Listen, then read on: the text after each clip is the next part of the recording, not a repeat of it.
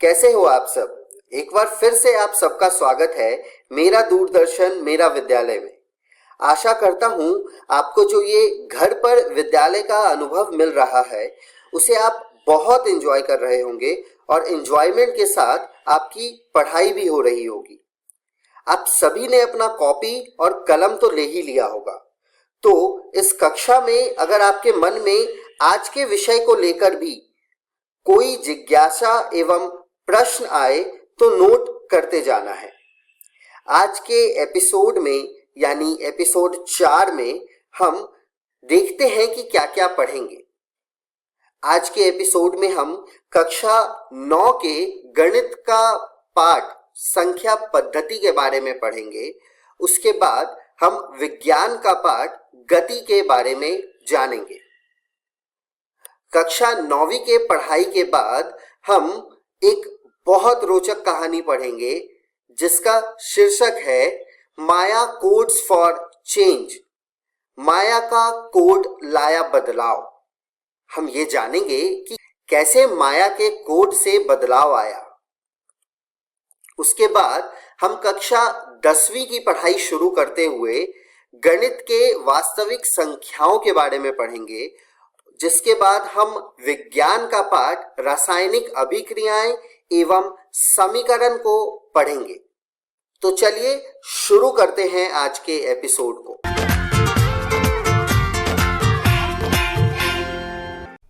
नमस्कार दोस्तों, आज हम पाठ संख्या पद्धति का भाग 2 पढ़ने वाले हैं। इससे पिछली वीडियो में हमने पढ़ा था परिमेय संख्याएं और अपरिमेय संख्याएं। आज के इस वीडियो में हम पढ़ेंगे वास्तविक संख्याएं और उनके दशमलव प्रसार, संख्या रेखा पर वास्तविक संख्याओं का निरूपण। तो चलिए शुरू करते हैं हम वास्तविक संख्याओं से। परिमेय संख्याएं और अपरिमेय संख्याएं के समूह को हम कहते हैं वास्तविक संख्याएं। वास्तविक संख्याएं की एक और परिभाषा होती है। वे संख्याएं जिन्हें हम संख्या रेखा पर निरूपित कर सकते हैं उन्हें हम वास्तविक संख्याएं कहते हैं। जैसे 1, 8, 9, 0, घटा 99, घटा 200, 5/2, 99/7, पाई, वर्गमूल 2 इत्यादि। ये सभी संख्याएं जिन्हें आप स्क्रीन पर देख रहे हैं उनमें से कुछ संख्याएं प्राकृत संख्याएं हैं, कुछ संख्याएं पूर्ण संख्याएं हैं, कुछ संख्याएं पूर्णांक हैं, कुछ संख्याएं परिमेय संख्याएं हैं और कुछ संख्याएं अपरिमेय संख्याएं हैं। यानी हम संख्या रेखा पर प्राकृत संख्याएं, पूर्ण संख्याएं, पूर्णांक, परिमेय संख्याएं, अपरिमेय संख्याएं, इन सब को निरूपित कर सकते हैं और ये सभी क्या होंगे? वास्तविक संख्याएं। अब हम बढ़ते हैं वास्तविक संख्याओं के दशमलव प्रसार की तरफ। जब आप वास्तविक संख्याओं का दशमलव प्रसार करोगे विभाजन विधि से तो आपको 2 प्रकार की स्थिति मिलेगी। पहली स्थिति है जब आपका शेष 0 हो जाता है। जैसे जब आप 7/8 का दशमलव प्रसार करोगे तो आपको मिलेगा 0.875। उसी प्रकार जब आप 1/2 का दशमलव प्रसार करोगे तो आपको मिलेगा 0.5। उसी प्रकार जब आप 639/250 का दशमलव प्रसार करेंगे तो आपको मिलेगा 2.556 इत्यादि। यानी ऐसी बहुत सारी वास्तविक संख्याएं हैं जिनका जब हम दशमलव प्रसार करेंगे तो हमें कुछ परिमित चरणों के बाद उनका शेष 0 मिलेगा। ऐसे दशमलव प्रसार को हम कहते हैं शांत दशमलव प्रसार। अब हम बढ़ते हैं हमारी दूसरी स्थिति की तरफ, जहां हमारा शेष कभी 0 नहीं होगा। शेष 0 ना होने की भी 2 स्थिति है। पहली स्थिति है जब हमें भागफल में अंकों का एक पुनरावृत्ति खंड प्राप्त होता है। जैसे 1/3। जब आप 1/3 का दशमलव प्रसार करोगे तो आपको मिलेगा 0.333 एंड सो ऑन। उसी प्रकार 1/7 का जब आप दशमलव प्रसार करेंगे तो आपको मिलेगा 0.142857, 142857 एंड सो ऑन। इस तरह के दशमलव प्रसार में आप देख रहे हैं कि अंकों का एक पुनरावृत्ति खंड प्राप्त हो रहा है, जिसे हम पुनरावृत्ति अंक पर दंड से प्रकट करते हैं, जैसे 0.333 एंड सो ऑन को हम दिखाते हैं 0.3 दंड से। उसी प्रकार 0.142857, 142857 एंड सो ऑन को हम 0.142857 पर दंड से प्रकट करते हैं। अर्थात ऐसे दशमलव प्रसार को हम कहते हैं अशांत आवर्ती।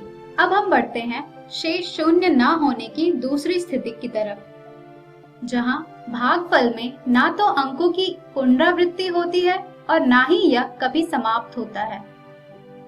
जैसे वर्गमूल 2।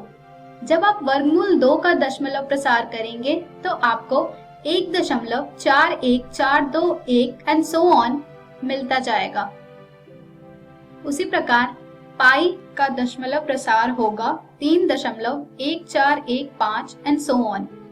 वर्गमूल 2 और पाई के कुछ चरणों के दशमलव प्रसार आपको स्क्रीन पर दिख रहे होंगे।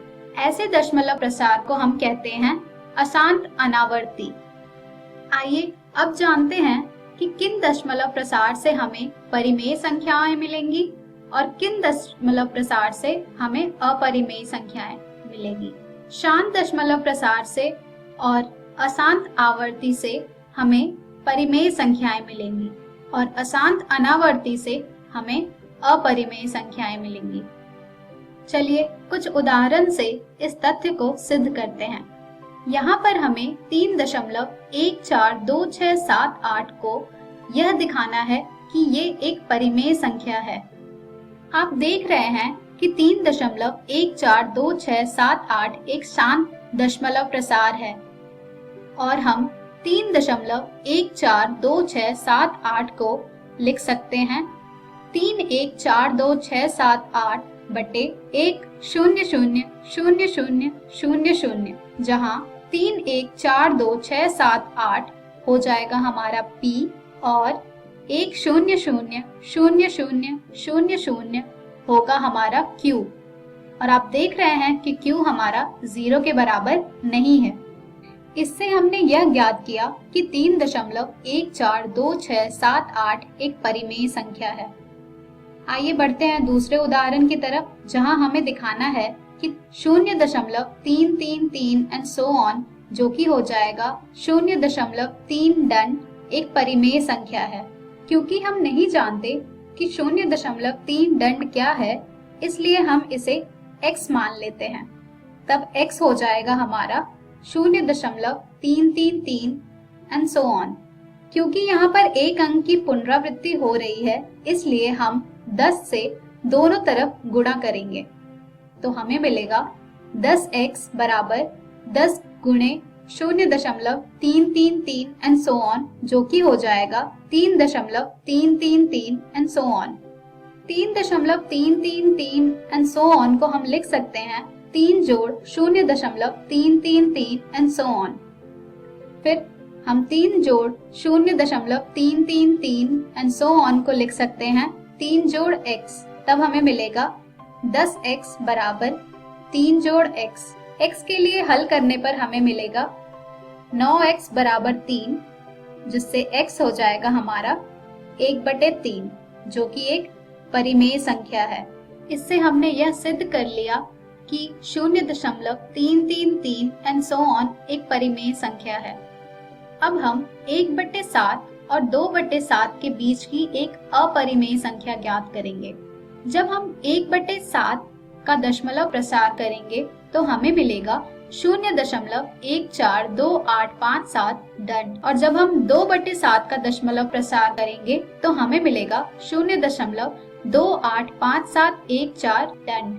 क्योंकि इन दोनों दशमलव प्रसार में अंकों का एक पुनरावृत्त खंड प्राप्त हो रहा है, इसलिए हम इन्हें अशांत आवर्ती कहेंगे। हमें इनके बीच एक अपरिमेय संख्या ज्ञात करनी है। अपरिमेय संख्या यानी अशांत अनावर्ती, यानी उस संख्या का दशमलव प्रसार ना तो कभी खत्म होगा और ना ही उसके भागफल में अंकों की एक पुनरावृत्ति खंड प्राप्त होगी। और आप यह जानते हैं कि किन्हीं दो दी हुई परिमेय संख्याओं के बीच अपरिमित रूप से अनेक अपरिमेय संख्याएं होती हैं। तो अब हमें ऐसी अपरिमेय संख्या ढूंढनी है जो 0.14 से ज्यादा हो और 0.28 से कम हो। इस प्रकार की संख्याओं का उदाहरण आप स्क्रीन पर देख रहे हैं, जो कि है 0.150, 1500, 1500, 1500, and so on, या 0.1601, 00, 2, 0003, 00004 and so on इत्यादि।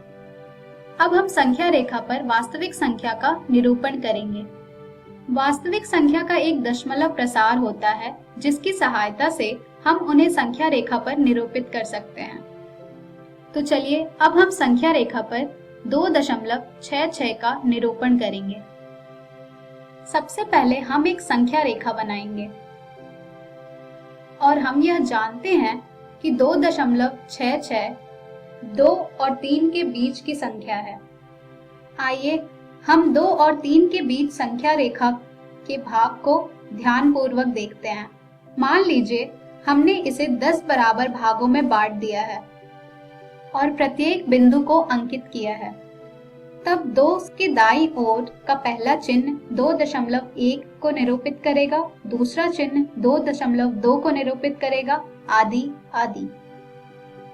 हम यह जानते हैं कि 2.66 2.6 और 2.7 के बीच का अंक है।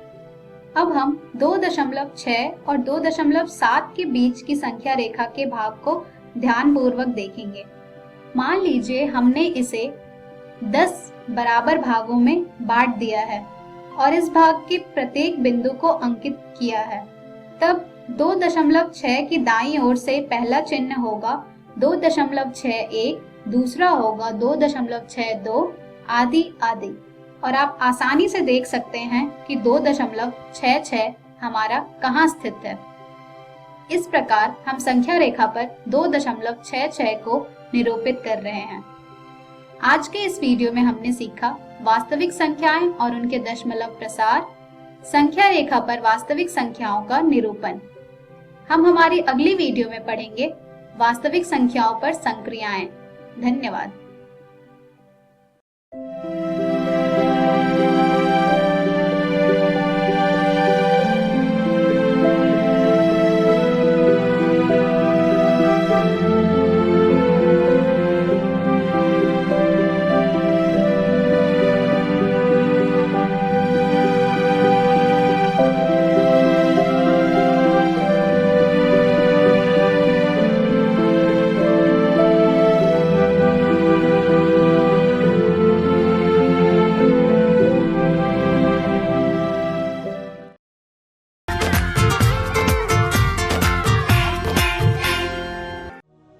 हेलो दोस्तों, आज की वीडियो में आपका स्वागत है।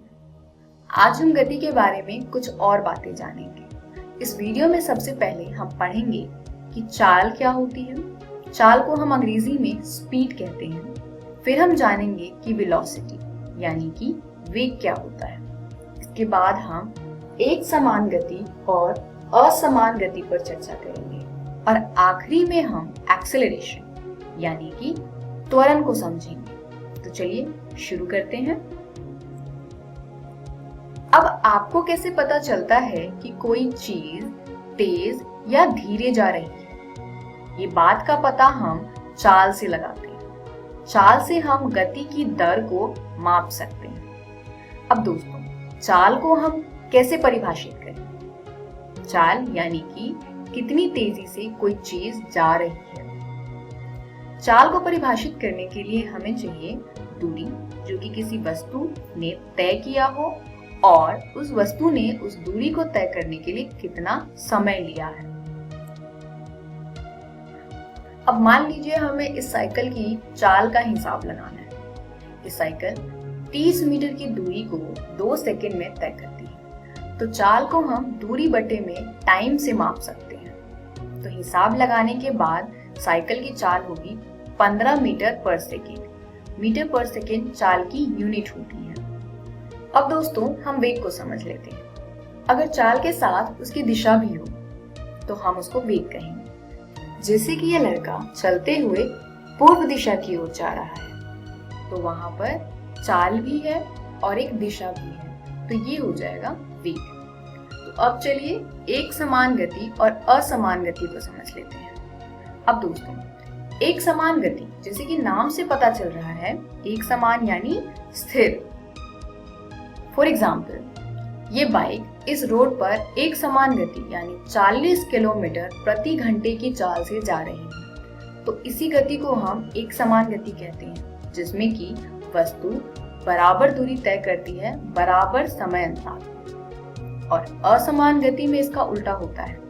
उदाहरण के लिए ये साइकिल यात्री पहले तो 20 मीटर प्रति सेकंड की चाल से एक खाली रोड से जा रहा है, फिर इसे आगे कुछ भीड़ वाली जगह मिलती है। इसकी चाल 10 मीटर प्रति सेकंड हो जाती है और आगे जाकर फिर इसकी चाल बढ़ जाती है, तो इसकी गति एक समान तो नहीं रही। तो इसी गति को हम असमान गति कहते हैं। आइए दोस्तों अब आगे बढ़ते हैं और त्वरण को समझते हैं। अब दोस्तों जब एक स्थिर गाड़ी में हम बैठे हों और अचानक से वो चलने लगे, तो हमें पीछे को धक्का लगता है, और अगर ब्रेक लगाया हो तो हमें आगे की तरफ धक्का लगता है, और हम किसी शार्प टर्न पर मुड़े तो भी हमें कुछ इस प्रकार से धक्का लगता है। तो हम कहते हैं कि त्वरण हो रहा है। त्वरण तब होता है जब वेग बढ़ता है या कम होता है। आइए इसको एक उदाहरण से समझते हैं। मान लीजिए ये रेसिंग ट्रैक है और यहाँ पर गाड़ियाँ स्टार्ट पॉइंट पर खड़ी है। अब क्योंकि ये गाड़ियां खड़ी है तो इनका प्रारंभिक वेग होगा 0। फिर ये गाड़ियां गति पकड़ने लगी और इनका अंतिम वेग हुआ 150 किलोमीटर प्रति घंटा। दोस्तों यहाँ पर वेग बदल रहा है, तो इसे हम कहेंगे त्वरण। चलिए दोस्तों आपके लिए एक सवाल है। मान लो कि ये गाड़ी 30 किलोमीटर प्रति घंटे की स्थिर चाल से जा रही है और एक मोड़ आता है और वहां से ये मुड़ती है, तो क्या इस मामले में त्वरण होगा? हाँ दोस्तों, इस मामले में त्वरण होगा, क्योंकि यहाँ पर गाड़ी की दिशा बदल रही है और जहाँ दिशा बदलती है उधर वेग भी बदलता है, इसीलिए त्वरण होगा। सरल भाषा में अगर जाने तो वेग में परिवर्तन की दर को हम त्वरण कहते हैं। अगर एक वस्तु t समय में अपनी प्रारंभिक वेग u को बदलता है अपनी अंतिम वेग v में, तो इसका त्वरण यानी कि a बराबर होगा v माइनस u बटे t। अब दोस्तों अगर इस वस्तु का प्रारंभिक वेग 0 है और अंतिम वेग 10 मीटर प्रति सेकंड है और समय 5 सेकंड का लगता है, तो इस वस्तु का त्वरण क्या होगा? तो इस प्रश्न को अपनी नोटबुक में नोट कर लीजिए और घर से सॉल्व करके लाइएगा। अगली वीडियो में हम इस प्रश्न पर चर्चा करेंगे। आशा करती हूँ कि आपको आज की वीडियो समझ आई होगी। तो मिलते हैं हमारी अगली वीडियो में इसके आगे के टॉपिक के साथ। धन्यवाद। Daily quiz. Question number 1। एक समान गति में गति डैश होती है। ऑप्शन ए त्वरित, ऑप्शन बी अस्थिर, ऑप्शन सी स्थिर, ऑप्शन डी अत्वरित। Question number 2। औसत चाल का सूत्र क्या है? ऑप्शन ए दूरी अपॉन में समय, option B u plus a t, option C v square minus u square, option D कुल दूरी बटे में कुल समय। Question number 3। त्वरण का एसआई मात्रक क्या है? Option A second, option B metre, option C metre पर सेकंड, ऑप्शन डी मीटर पर सेकंड स्क्वायर। Question number 4। त्वरण का सूत्र क्या है? Option A v minus u बटे में t, ऑप्शन बी a बराबर में u माइनस v बटे में t, ऑप्शन सी a बराबर v माइनस यू बटे में s, ऑप्शन डी इनमें से कोई नहीं। क्वेश्चन नंबर 5, वस्तु समान समय अंतराल में समान दूरी तय करती है तो उसकी गति को डैश कहते हैं। ए अस्थिर गति, बी एक समान गति, सी असमान गति, डी इनमें से कोई नहीं। सही उत्तर क्वेश्चन नंबर 1 सी, 2 डी, 3 डी, 4 ए, 5 बी। आइए जाने कोरोना वायरस यानी कोविड-19 से बचाव के लिए मास्क का उपयोग कब और कैसे करें। मास्क कब पहनें? जब खांसी, जुकाम, बुखार या सांस लेने में तकलीफ महसूस हो, किसी बीमार व्यक्ति की देखभाल कर रहे हो, अस्पताल या स्वास्थ्य केंद्रों में सेवा दे रहे हो। मास्क कैसे पहनें?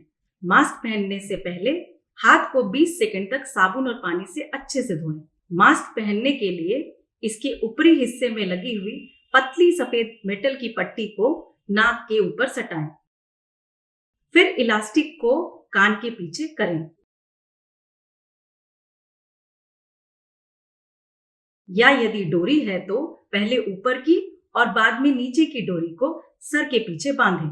अब मास्क का निचला सिरा पकड़ के उसे ठोड़ी के नीचे खींचें। ध्यान दें कि आपका मुंह, नाक और ठोड़ी अच्छे से ढके हुए हैं। इस्तेमाल के दौरान मास्क के ऊपरी हिस्से पर हाथ न लगाएं। मास्क को सही तरीके से पहनना आवश्यक है। याद रखें, एक मास्क 8 घंटे तक ही इस्तेमाल कर सकते हैं। अगर मास्क गीला हो जाता है तो उसे तुरंत बदल दें।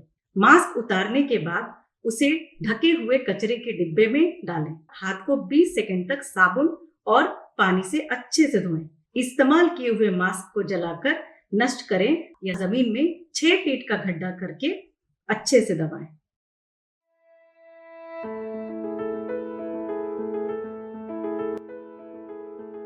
कोरोना, डरे नहीं, एहतियात बरतें।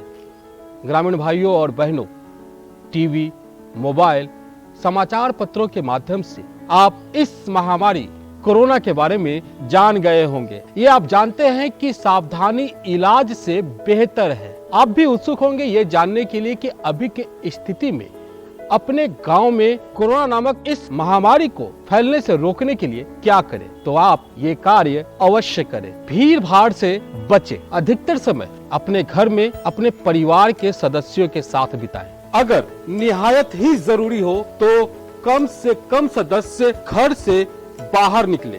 बाहर से लौटे तो हाथ साबुन से अच्छी तरह धोए।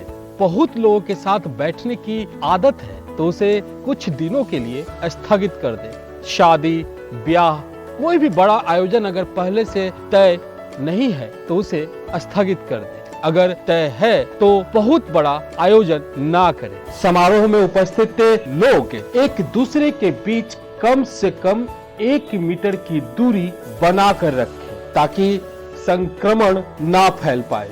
यदि बहुत आवश्यक ना हो तो धार्मिक, सामाजिक और सांस्कृतिक कार्यक्रमों को स्थगित कर दें, क्योंकि ऐसे आयोजनों में अधिक लोग इकट्ठा हो जाते हैं और संक्रमण का खतरा बढ़ जाता है। थोड़ा सा एहतियात, थोड़ी सी सावधानी से इस महामारी को फैलने से रोकें। राज्य स्वास्थ्य समिति बिहार द्वारा जनहित में जारी। अधिक जानकारी के लिए संपर्क करें टोल फ्री नंबर 104 पर। चलिए बच्चों, आज हम माया की कहानी पढ़ते हैं, जिसमें हमें यह पता लगेगा कि माया के कोड से किस तरह बदलाव आया। मैं नालंदा की झाबुनी गांव में रहती हूँ, जहाँ 2 साल से पर्याप्त रेनफॉल नहीं हुआ है। फसलें बर्बाद हो रही है, लोग गांव छोड़कर जा रहे हैं। इस दुनिया में हर प्रॉब्लम का सलूशन है, बस दिमाग लगाकर मेहनत करनी पड़ती है। मैं दिल लगाकर कोडिंग सीख रही हूँ और एक कंपनी में इंटर्नशिप कर रही हूँ। मुझे पता है कि कोडिंग की मदद से बहुत सारी प्रॉब्लम सॉल्व हो सकती है। सब गांव छोड़ना चाहते हैं। मॉनसून में देरी हो गई है, पानी महंगा होता जा रहा है और पौधे गर्मी नहीं सह पा रहे हैं। हम बारिश का तो कुछ नहीं कर सकते, लेकिन क्या हम सूरज का इफेक्ट कम नहीं कर सकते? झाबुनी गांव ऐसी बहुत सारी प्रॉब्लम्स फेस कर रही है। मैं ग्रेजुएट बनना चाहती हूँ। माँ बाप जल्दी शादी करवा रहे हैं। काश इसके लिए भी कोई ऐप होती। हमारे पास गोदाम नहीं है, इसीलिए वेंडर सिचुएशन का फायदा उठा रहे हैं। हमें बहुत कम दाम दे रहे हैं। केमिकल्स और पेस्टिसाइड से जमीन बंजर होती जा रही है। बांध सूख गए हैं। पानी का एकमात्र सोर्स तालाब ही रह गया है। माया ने कोडिंग की मदद से इन सब प्रॉब्लम्स का सामना किया। उन्होंने टीम वर्क और इनिशिएटिव्स जैसी बहुत सारी स्किल्स का यूज किया और अपनी और अपने गांव की हालत सुधारी। पढ़िए, Maya decides to code. Maya codes for change 5 दिन का प्रोजेक्ट है। आप इसे 4-4 के समूहों में जाकर पूरा करेंगे। पहला दिन, क्षेत्र शोध। कोडर्स के पास जाए, उनसे उनके कौशलों के बारे में पूछे। उनका जीवन कितना होता है, सॉफ्टवेयर्स की जानकारी, व्यापार की जानकारी, वे क्या क्या काम करते हैं, कितनी देर काम करते हैं आदि। नोट्स बनाना और फोटो लेना ना भूलें। दूसरा दिन, ऑफिस में जाकर रिसर्च। वहां जाकर पूरी टीम से मिलें, उनके काम को समझने का प्रयास करें। जो भी मन में सवाल आ रहे हैं सब पूछें। तीसरा दिन, एंटरप्रेन्योर्स से उनके बिजनेस के बारे में पूछें। उन्होंने कैसे शुरू किया, कितना खर्चा किया, कितने लोगों ने मिलकर शुरू किया, क्या क्या समस्याएं आई। चौथा दिन, आपको एक कैलेंडर दिया गया था जो कोडर्स की दिनचर्या के ऊपर था। उसे फिल करें। एक भी दिन छूटना नहीं चाहिए। जो भी मन में सवाल हो सब पूछें। पांचवा दिन, अपनी व्यापार की योजना लिखिए। सब साथ मिलकर अपना रिसर्च प्रोजेक्ट कंप्लीट करें और उसे चेक करने के लिए अपने शिक्षक को दें। ये करने के बाद दूसरी कहानी देखिए, पढ़िए और सीखिए, क्योंकि युवा उद्यमी कभी रुकते नहीं हैं।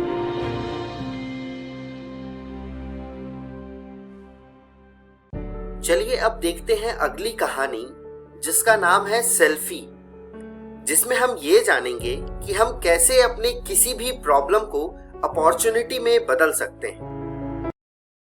कोई भी प्रॉब्लम तब सॉल्व होती है जब हम उसमें अपॉर्चुनिटी ढूंढते हैं, जैसे इन लड़कियों ने ढूंढी। जब तक तुम कुछ ऐसा काम नहीं करती जिससे लोगों की मदद हो, तब तक तुम्हारे फोन्स वापस नहीं मिलेंगे। इसकी शुरुआत लता की मदद से कर सकती हो तुम। लता, क्या हम तुम्हारी मदद करें? हाँ। ये कचरा क्यों जलाया है? तुम ये क्या कर रही हो? कचरा कहाँ से आता है और कहाँ जाता है, इसका पता लगाने के लिए मैं रिसर्च कर रही हूँ। छी, तो क्या तुम हमारी स्कूल टॉयलेट में पड़ी सैनिटरी पैड्स का भी फोटो लोगी? हाँ।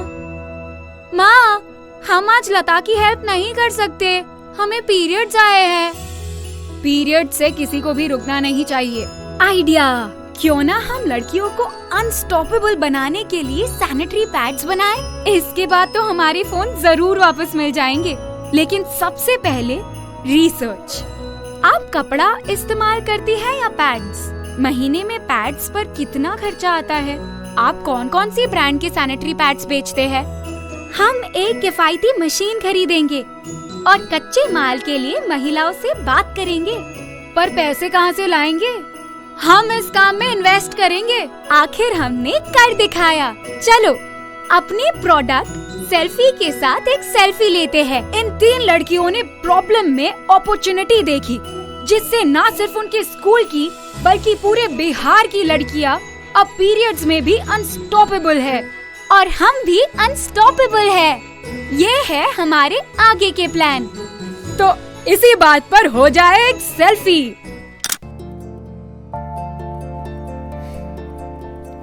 सेल्फी इको पैड 5 दिन का प्रोजेक्ट है। आप इसे 4-4 के समूहों में जाकर पूरा करेंगे। पहला दिन, क्षेत्र शोध। सैनिटरी पैड बनाने वालों से मिले, उनसे उनके कौशलों के बारे में पूछे, कैसे सैनिटरी पैड बनाए जाते हैं, रॉ मटेरियल्स, व्यापार की जानकारी आदि। नोट्स बनाना और फोटो लेना ना भूले। दूसरा दिन, सैनिटरी पैड कंपनी में जाए, वहाँ रिसर्च करे, वहाँ के लोगों से पूछे कि उनकी प्रक्रिया पर्यावरण हितैषी है या नहीं। पता करे वहाँ साफ सफाई रखी जाती है या नहीं। जो मन में सवाल आ रहे हैं वे सब पूछे। तीसरा दिन, बाजार में जाकर शोध। उन दुकानों में जाइए जहाँ सैनिटरी पैड्स बिकते हैं। वहाँ जो जो कंपनियों के पैड्स बिक रहे हैं उनकी सूची बनाइए। देखिए कि कितने पैड्स इको फ्रेंडली है, उनकी कीमत कितनी है, और हाँ, फोटोज खींचना ना भूले। चौथा दिन, आप अपने समूह के साथ सोचें कि क्या कुछ और शोध करना जरूरी है, और अगर है तो वहाँ जाइए, महिलाओं से बात करें, उनसे पूछे क्या सुधार किया जा सकता है। पांचवा दिन, अपनी व्यापार की योजना लिखिए।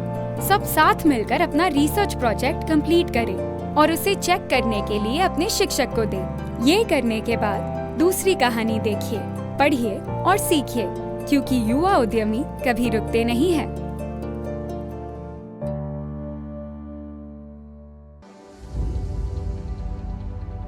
कोरोना से डरे नहीं, एहतियात बरतें। वैसे तो स्वच्छता और व्यक्तिगत साफ सफाई हर समय जरूरी है, लेकिन अभी कोरोना महामारी फैलने के दौर में यह एकदम आवश्यक हो गई है।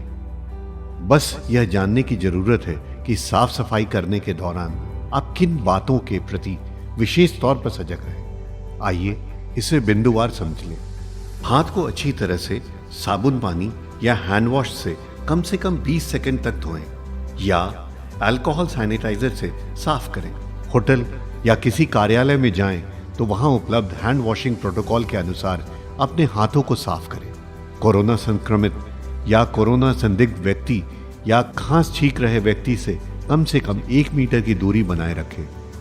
भीड़ भाड़ में मास्क लगाए रखें या मुंह नाक को ढक कर रखें। यदि घर में कोरोना संक्रमित व्यक्ति क्वारंटाइन में है तो उसके व्यक्तिगत उपयोग की चीजों जैसे बर्तन, ग्लास, कप, तौलिया, बिस्तर का इस्तेमाल न करें। फर्श और अन्य सतहों को घर में रोजाना प्रयोग किए जाने वाले ब्लीच घोल या फिनाइल से साफ करते रहें। शौचालय को भी घर में रोजाना प्रयोग किए जाने वाले ब्लीच घोल या फिनाइल से साफ करते रहें। ऑनलाइन सामान मंगाने पर डिलीवरी करने वाले व्यक्ति नियमित आने वाले घरेलू सामान जैसे दूध, अखबार इत्यादि के लिए सुरक्षात्मक तरीके अपनाएं। बस, ट्रेन, ऑटो, टैक्सी, दुकान के काउंटर के संपर्क में आने पर भी एहतियात बरतें। जनहित में जारी राज्य स्वास्थ्य समिति बिहार। अधिक जानकारी के लिए संपर्क करें टोल फ्री नंबर 104।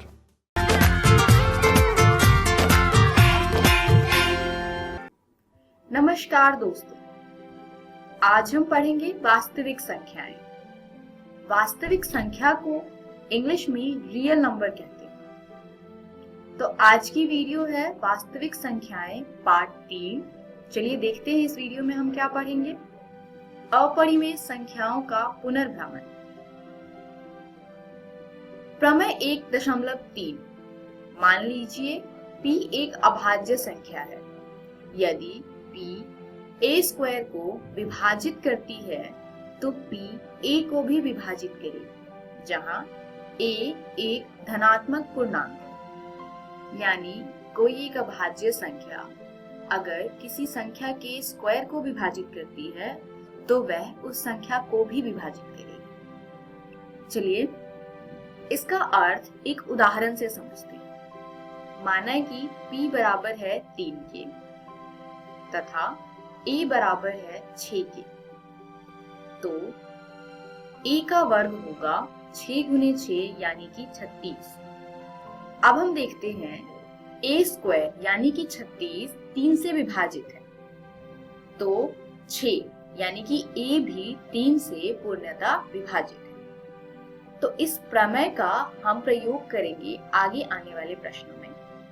चलिए देखते हैं कैसे। सिद्ध कीजिए कि √2 यानी वर्गमूल 2 एक अपरिमेय संख्या है। तो इसको अपरिमेय संख्या सिद्ध करने के लिए हम कॉन्ट्राडिक्शन यानी कि विरोधाभास का प्रयोग करेंगे। विरोधाभास का अर्थ होता है हमें सिद्ध करना है वर्गमूल 2 एक अपरिमेय संख्या है, हम मान लेंगे कि वर्गमूल 2 एक परिमेय संख्या है, फिर हम उस पर परिमेय संख्या की परिभाषा तथा अन्य परिभाषाओं का प्रयोग करेंगे और हम एक ऐसे कंक्लूजन पे पहुंचेंगे जहां कोई भी दो स्टेटमेंट्स आपस में कॉन्ट्राडिक्ट करेंगे यानी विरोधाभासी। तो चलिए देखते हैं कैसे सिद्ध करेंगे इसको हम। सबसे पहले कल्पना करेंगे कि √2 यानी वर्गमूल 2 एक परिमेय संख्या है। इसलिए परिमेय संख्या की परिभाषा से हम लिख सकते हैं कि √2 यानी वर्गमूल 2 बराबर है a/b के। अब जहां a तथा b सह अभाज्य संख्या है यानी a तथा b के एक के अतिरिक्त कोई उभयनिष्ठ गुणनखंड नहीं है, अर्थात a और b ऐसी संख्याएं हैं जिसमें कुछ भी उभयनिष्ठ गुणनखंड नहीं है। अतः b वर्गमूल 2 बराबर में a। पिछले समीकरण को हमने क्रॉस मल्टीप्लाई करके हल किया है। दोनों पक्षों का वर्ग करने पर हमें प्राप्त होता है 2b² बराबर a²। अब ध्यान से देखिए इस समीकरण को। अगर हम a² बराबर में लिख सकते हैं 2 गुने में b² यानी a² के दो गुणनखंड है 2 तथा b²। इसका अर्थ है 2 a² को विभाजित करता है, अतः 2 a² को विभाजित करता है। इसीलिए प्रमेय 1.3 द्वारा 2 a को भी विभाजित करेगा। अतः हम a बराबर 2c लिख सकते हैं जहां c कोई पूर्णांक है। अब a का मान जो कि 2c है प्रतिस्थापित करने पर हमें 2b² बराबर 4c² प्राप्त होगा। अब हम यहाँ पर 2 से 4 को कैंसिल कर सकते हैं, तो हमें प्राप्त होगा b² बराबर 2c²। अब आप फिर से देख सकते हैं यहाँ पर अगर b² बराबर में 2 गुने में c² है यानी b² के दो गुणनखंड है 2 तथा c², यानी इसका अर्थ है 2 b² को विभाजित करता है, इसीलिए 2 b को भी विभाजित करेगा थ्योरम 1.3 से, जो हमने इस प्रश्न के पहले किया था। अतः a और b में कम से कम एक उभयनिष्ठ गुणनखंड है जो है 2। हमने पहले देखा कि 2 a को विभाजित करता है और अभी हमने देखा कि 2 b को भी विभाजित करता है। तो यहाँ a और b में 2 उभयनिष्ठ गुणनखंड है। पर जब हमने परिमेय संख्या की परिभाषा लगाया था तो हमने लिखा था कि a और b में कोई भी उभयनिष्ठ गुणनखंड नहीं है, यानी a और b सह अभाज्य संख्याएं हैं। तो ये जो दो स्टेटमेंट्स हैं ये कॉन्ट्राडिक्टरी है, परंतु इससे इस तथ्य का विरोधाभास प्राप्त होता है कि a और b में एक के अतिरिक्त कोई उभयनिष्ठ गुणनखंड नहीं है। यह विरोधाभास हमें इस कारण प्राप्त हुआ है क्योंकि हमने एक त्रुटिपूर्ण कल्पना कर ली है कि वर्गमूल 2 एक परिमेय संख्या है। अतः हम निष्कर्ष निकालते हैं कि वर्गमूल 2 एक अपरिमेय संख्या है। तो दोस्तों, आपको भी किसी अपरिमेय संख्या को अपरिमेय सिद्ध करने के लिए यही सारे स्टेटमेंट्स और यही सारे स्टेप्स का प्रयोग करना है। तो आप इन सभी स्टेप्स को अपनी नोटबुक में नोट कर लें तथा घर जाकर के अपनी एनसीईआरटी की किताब से इस प्रकार के प्रश्नों का हल करें ताकि आपको स्टेप्स लर्न हो जाए। इस वीडियो में हमने सीखा अपरिमेय संख्याओं का पुनर्भ्रमण, जिसमें हमने अपरिमेय संख्या कैसे सिद्ध करते हैं ये सीखा। अगली वीडियो में हम देखेंगे परिमेय संख्याओं और उनके दशमलव प्रसारों का पुनर्भ्रमण। धन्यवाद।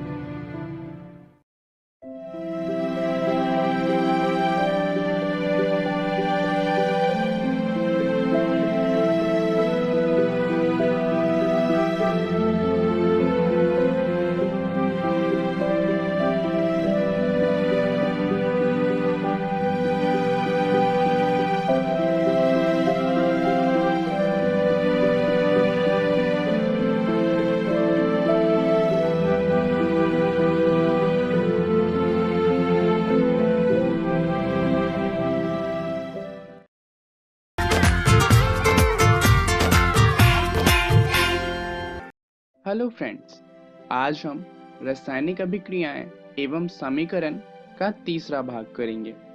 तो चलिए जानते हैं कि इस वीडियो में हम क्या क्या जानने वाले हैं। इस वीडियो में सबसे पहले हम संतुलन की बात करेंगे कि एक रासायनिक समीकरण को किस तरीके से संतुलित किया जा सकता है। उसके बाद हम बात करेंगे रासायनिक अभिक्रियाओं के प्रकार के बारे में। संतुलन के बारे में आपने पिछली वीडियो में भी जाना था। इस वीडियो में हम संतुलन के लिए एक और उदाहरण लेंगे ताकि संतुलन को और अच्छे से समझ सकें। तो चलिए उदाहरण लेते हैं लोहे के जल के साथ प्रतिक्रिया का। लोहा यानी कि फेरस जब जल के साथ अभिक्रिया करता है तो लोहे का ऑक्साइड बनाता है, जिसका सूत्र होता है Fe3O4। इसके साथ साथ हमें हाइड्रोजन गैस भी मिलती है। तो चलिए हम इसी समीकरण को संतुलित करेंगे। जैसा कि हम जानते हैं कि हम तत्वों के रासायनिक सूत्रों को नहीं बदल सकते, तो सबसे पहले हम क्या करेंगे कि हम प्रत्येक सूत्र के चारों ओर एक बॉक्स बना लेंगे। इससे फायदा क्या होगा कि हमें याद रहेगा कि इन बॉक्स के अंदर कोई भी बदलाव नहीं किया जा सकता, तो गलती होने की संभावना कम हो जाती है। चलिए इसके बाद हम सबसे पहले क्या करेंगे कि हम असंतुलित समीकरण में उपस्थित विभिन्न तत्वों के परमाणु की संख्या की एक सूची बनाएंगे। जैसा कि आप देख सकते हैं, बाईं तरफ जो फेरस यानी कि लोहा है उसका एक अणु है, हाइड्रोजन के 2 अणु हैं और ऑक्सीजन का 1 अणु है। वहीं दाईं तरफ की बात करें तो फेरस के 3 अणु हैं, ऑक्सीजन के 4 अणु हैं और हाइड्रोजन के 2 अणु हैं।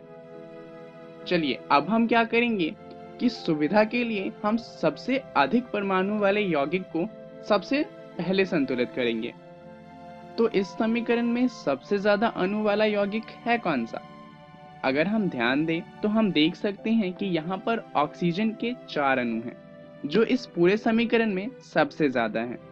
तो हम सुविधा के लिए सबसे पहले ऑक्सीजन को ही संतुलित करेंगे। समीकरण में देखें तो यहाँ सारणी में हम देखेंगे कि बाईं तरफ ऑक्सीजन का 1 अणु है, वहीं दाईं तरफ ऑक्सीजन के 4 अणु हैं। तो बाईं तरफ वाले तत्व को अगर हम 4 से गुना कर दें तो ऑक्सीजन दोनों तरफ संतुलित हो जाएगा। इसके लिए हम ऑक्सीजन को 4 से गुना करेंगे। जब हम ऑक्सीजन को 4 से गुना करेंगे तो यहाँ पर ध्यान दीजिए कि हाइड्रोजन भी है।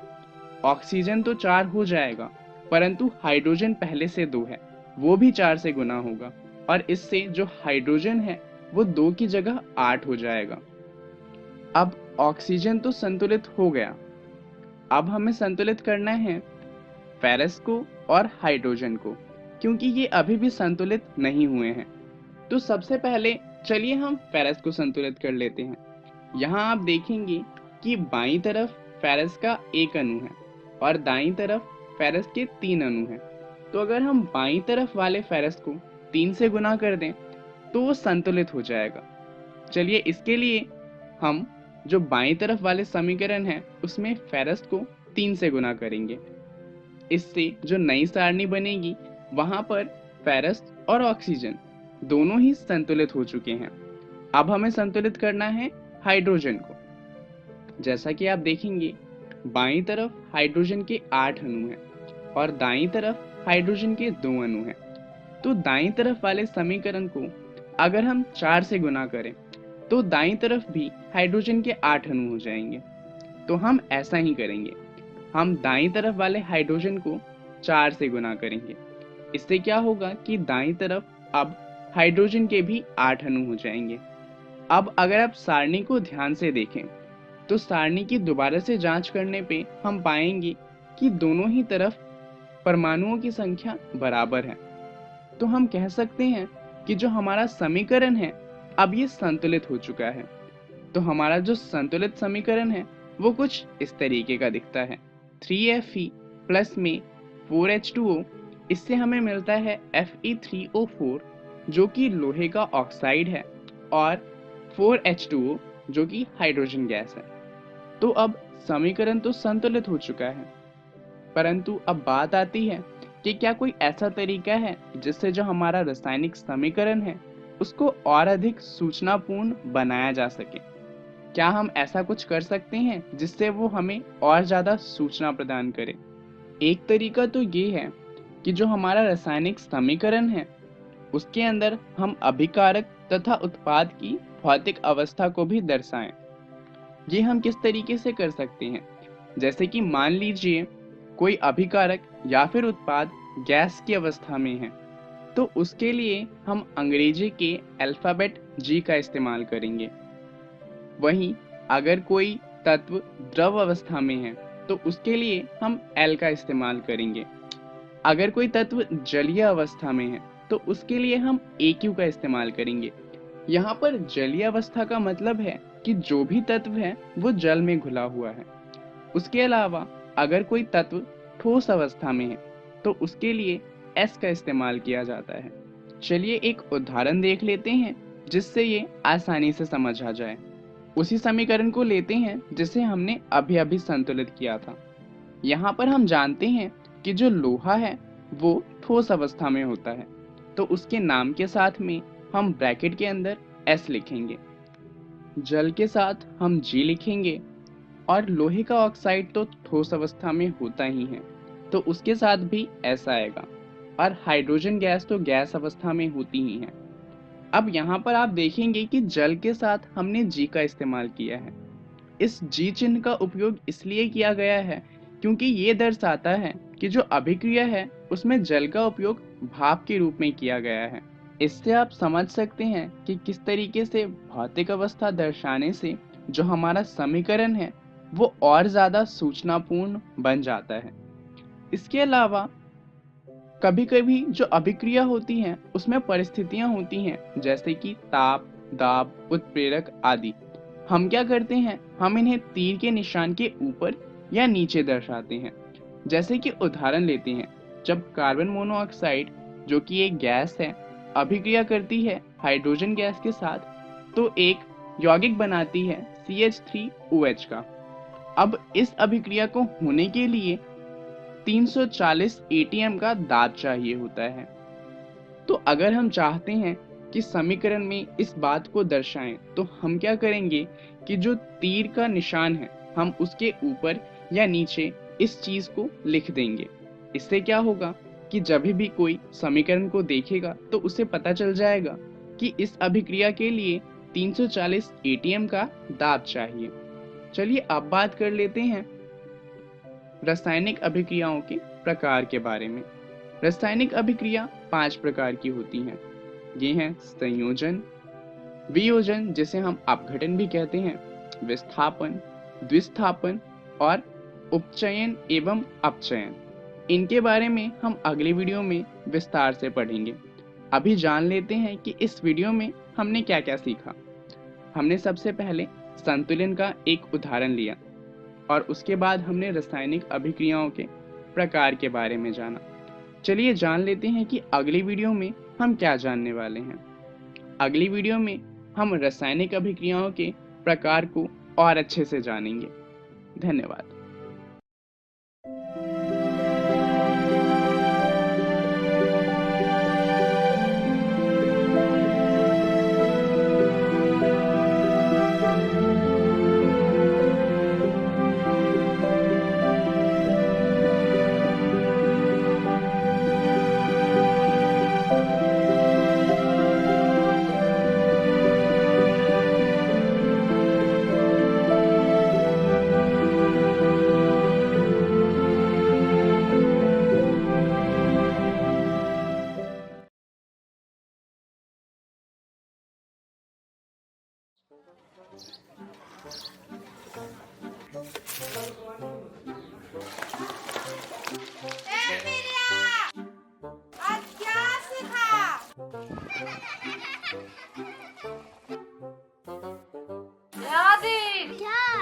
आज क्या सीखा?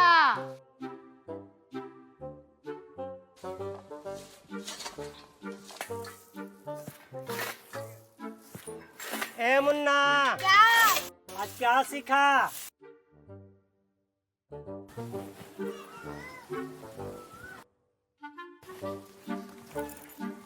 ए पिंटू, हाँ, आज क्या सीखा?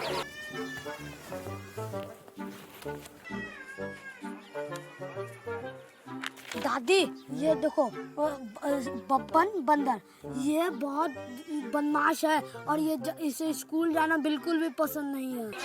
आप लोग क्या सीखें?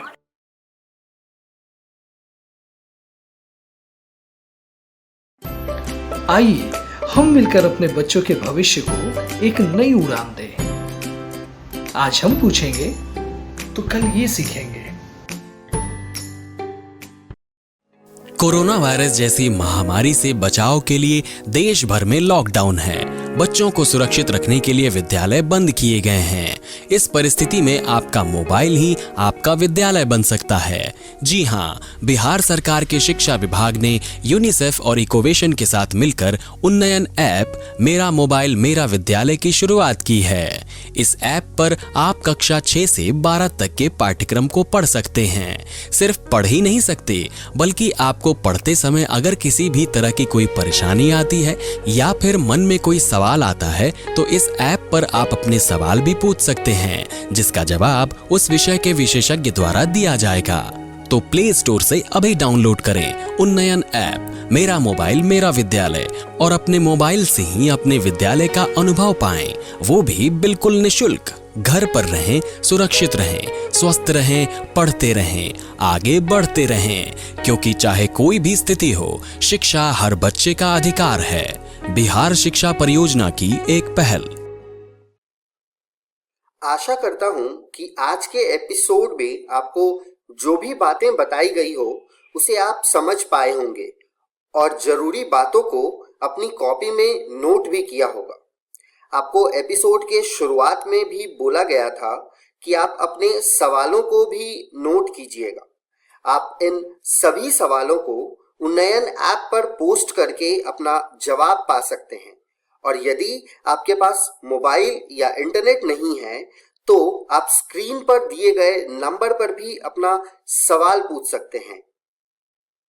नंबर नोट कीजिए। पहला नंबर है 970-951-9929 और दूसरा नंबर है 9025952475।